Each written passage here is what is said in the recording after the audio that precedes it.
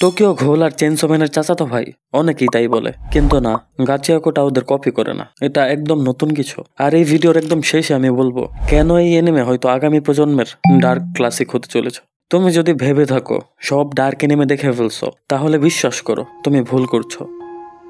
ভাবো এমন একটা শহর যেখানে তোমাকে মানুষ না ভেবে দেখা হয় আবর্জনা হিসেবে। তোমার নিঃশ্বাস, তোমার নাম, তোমার অস্তিত্ব সবই অপরাধ।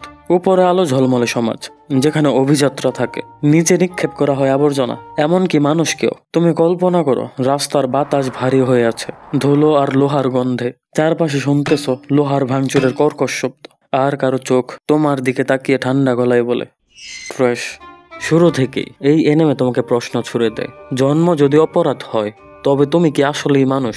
আমি জানি এই প্রশ্নটা অসম্পূর্ণ রয়ে যাচ্ছে, আর এর উত্তর আমি দেব একদম ভিডিওর শেষে, তাই ভালো করে শোনো। মজার বিষয় হলো এই অন্ধকারেও চরিত্রগুলো কখনো কখনো এমন কথা বলে ফেলে যা শুনে তুমি হাসি আটকাতে পারবে না। গাচিয়াকোটা একের পর এক দর্শনীয় প্রশ্ন ছুড়ে দেয়, কিন্তু আসল শক্তি এখানেই না। এটার নাম কি পুরো জীবনকে সংজ্ঞায়িত করতে পারে? কেউ যদি তোমাকে আবর্জনা বলে, তুমি কি সত্যিই তাতে রূপান্তরিত হয়ে যাবে? ভাবো জন্ম থেকেই তোমাকে বলা হলো তুমি নিরর্থক। তুমি কি ভেঙে পড়বে, নাকি দাঁতে দাঁত চেপে প্রমাণ করবে তুমি সবচেয়ে বেশি জীবিত? এই প্রশ্নগুলো শুধু চরিত্রকে না, তোমাকেও ধাক্কা দেয়। কারণ একবার না একবার আমরা সবাই সমাজের চোখে অবাঞ্ছিত বোধ করেছি। গাচিয়াকোটা সেই ক্ষতগুলো খুলে দেয় আর তার ভেতরের আলো খুঁজে।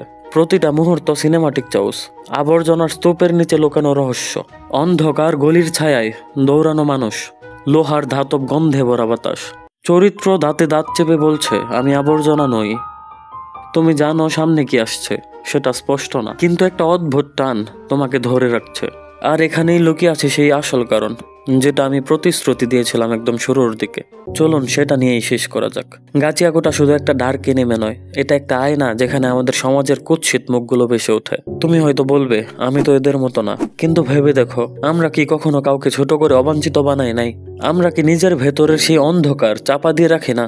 আর এই কারণেই গাচিয়াকোটা হতে পারে আগামী প্রজন্মের ডার্ক ক্লাসিক, কারণ এটা শুধু এন্টারটেনমেন্ট না, একটা জাগরণ। আপনি কি সাহস রাখেন এই আয়নায় তাকানোর, নাকি চুপচাপ অন্য কারো দিকে আঙ্গুল তুলে যাবেন? আজকের এই ভিডিওটি ভালো লেগে থাকলে আমাদের নাইমভার্স চ্যানেলটি সাবস্ক্রাইব করুন।